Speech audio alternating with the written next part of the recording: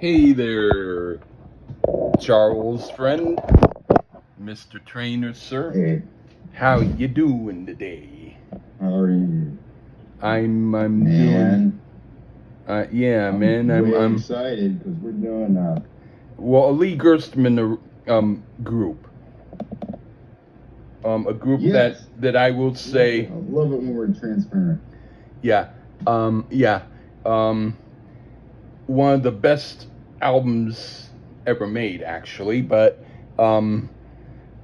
that's my opinion. Will also depends upon what state of mind and what I've been on while I hear it. But yeah, it's called Freako, and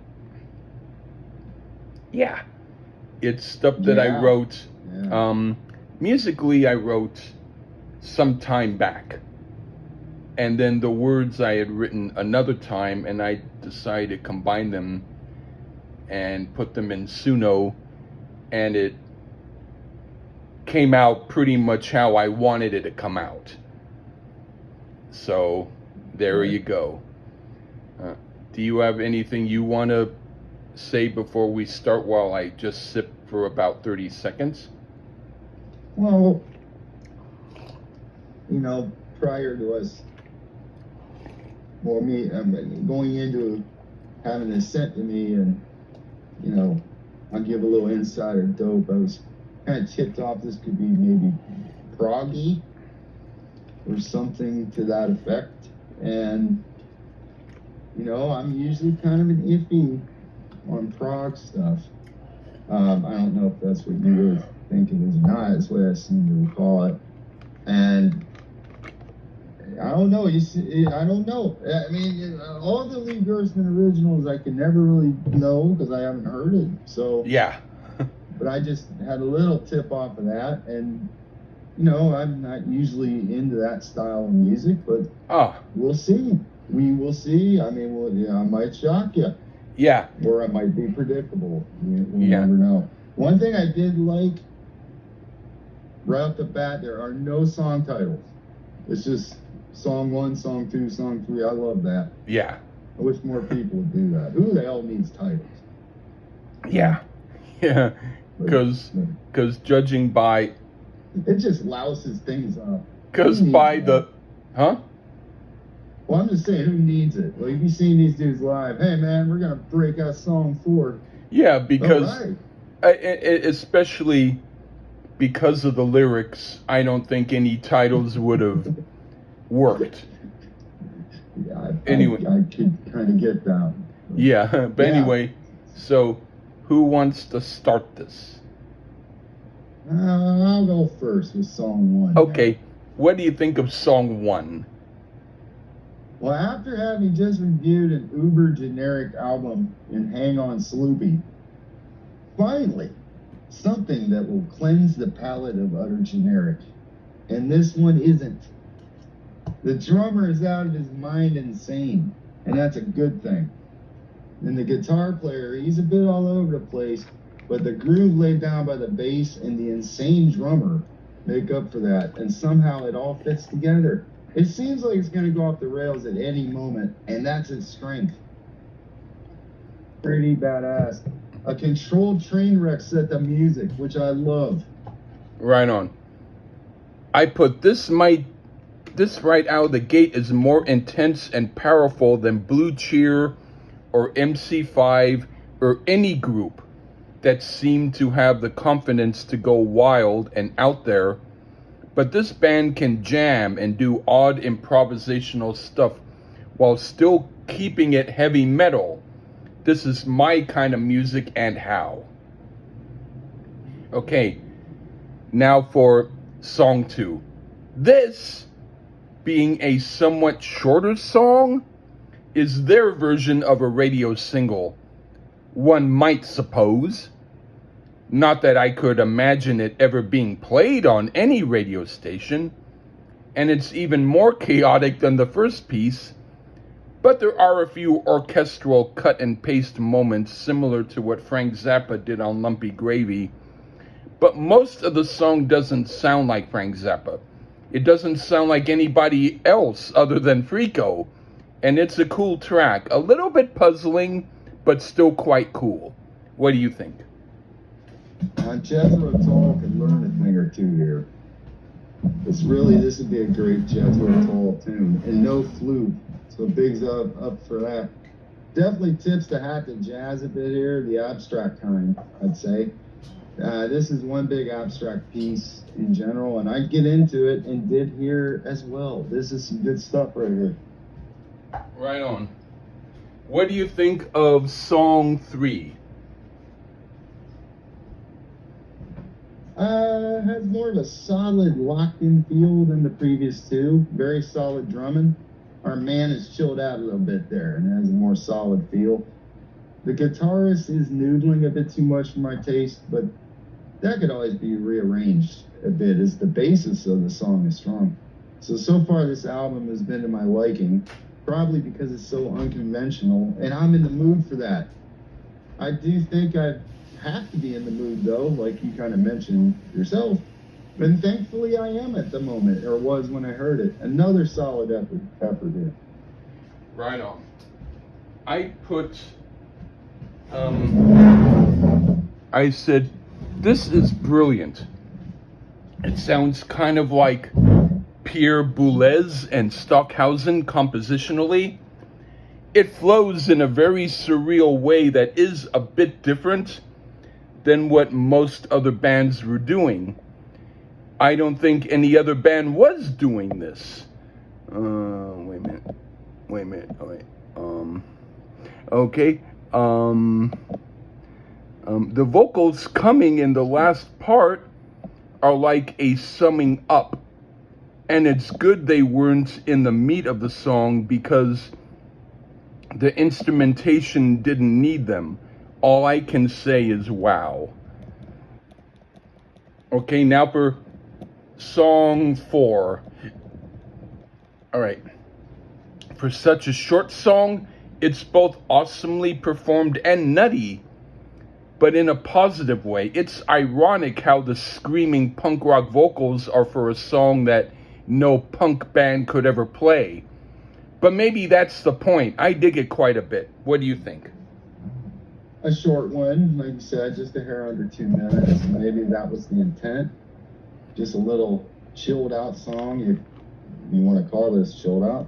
The drummer must have gotten back on what he was on because he's back to slamming away. Another rather chaotic track, but it works because I say it does. But I'd have kept it instrumental though. I didn't think the vocals were needed if I was to have a complaint. All right. What do you think of song 5? This is like a mini rock opera in a song. Now this one reminds me of song 4 where there wasn't needed. And the music is so good that this screaming type vocals work here. The lyrics are kind of nonsensical though. I do suppose songs about coupons are more needed. I like it, but the vocals actually kind of didn't work. Huh. Again, silly. But as an instrumental, this would be absolutely smoking. So I mean, I still like it, but don't know if you needed the singing. All right. It's like a mini rock opera. Yeah. I put this might be the very best song on the album. Everything is awesomely played and brilliantly chaotic and nutty, but also organized. And there's a focus here that shows they know how to play well. And it's a good groovy, though insane song, but insane because it's not conventional. Most jam bands don't play stuff like this. Maybe they can't. This group is boss. Okay. Now for song 6. If it weren't for me saying song 5 might be the very best song on the album, I would say it about this song. It's very hard-driven and powerful psychedelic heavy metal, and these guys can play rings around supposedly, quote, better, unquote, musicians. I love this song. What do you think? The guitar almost acts like a vocalist here, and it works for me because of it. I mean, who needs pesky singing? Another seemingly jazz-inspired number, and my main man, the drummer, is just playing with reckless abandon again. This is the type of sounds on the record I've been most impressed with. This one could be my favorite to this point. Let's see if it stays that way. Right on. What do you think of song 7? Well, okay, well, maybe I was wrong about 6 being my favorite, because this is like a tall. The guitarist is locked in and less noodling, and the drums have a slight Bo Diddley beat going on. Not completely, but close. When the vocalist works on this number, yes, this is some goodness right here. It also has a little bit of a Doors feel musically. So I'm going to say actually it's tied with song 6 for me as my favorite. Right on. I put, this might be the closest to a melodic song by them. And in the beginning, there is a little hint of Irish flute, which was a nice touch, but even though the words are not exactly completely logical, they at least have a semblance of referring to something. And the music tries to do that, so this might be their conventional song comparatively. It's well played and interesting. Okay, now for song 8. This one sounds the most improvisational, like the music is on a journey and doesn't know where it is. But it's still interesting and I like it. And the singing on the last part sounds more like an afterthought. Like he realized he didn't add his bit, so they put it in at the last moment. But it's cool and I like the song. What do you think? Well, we can't. This one wanders around a bit too aimlessly. Just unfortunately sounds like noise. The guitarist noodles aimlessly, and even my man, the drummer, seems to lack his normal bashing. Oh well, I mean, it just kind of exists. I'd take this one out. I wasn't a big fan of song 8. Okay. Unfortunately. What do you think of song 9, the last one? Well, we closed out with our Freako guitarist, just he's letting everyone know who his boss. And we're back in that jazzy rock type of thing I can get with. I really dug the ones that seemed like a train wreck, but just stopped short. The vocals aren't needed again. This would be another perfect instrumental. Also, not sure what he's talking about, but perhaps that's the point. And I have to say, though, overall, for a progressive type of album, and typically I don't go for that too much, other than maybe a song or two, I enjoyed this album and this track as well. Thank you. I put, this might be their version of a radio type of song. Not that it would have successfully made it to radio, but it seems for them the closest to trying to do a mainstream song, which is totally not at all mainstream, but comparatively it has more of a beat and a chorus, which is the closest a group like them can come to doing mainstream. It's a good closing track and I like it. So there you go. And thank you for doing this. Well, thanks for having me do it, and it was an enjoyable listen. I enjoyed it. I was in the mood for some stuff like that after the genericness that was the McCoys. Yeah. So we did 3 today. 2 or 3 were good, and 1 not. Yeah. So, but and I'm showing you, I have a very broad palette. And things I like. There you go. Yeah, you do. Okay. You finally convinced me of it today. Yeah. Right on. Yeah, right on. But it's always fun to do your originals, and thank you. It's more than anything I'm doing. So, anybody that does anything more than me, I give them credit, even if it's not my cup of tea. But this one today was.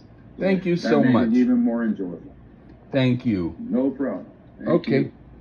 And this has been Lee Gersman and Charles Traynor, and here we go signing off. Take care, everybody. Bye-bye.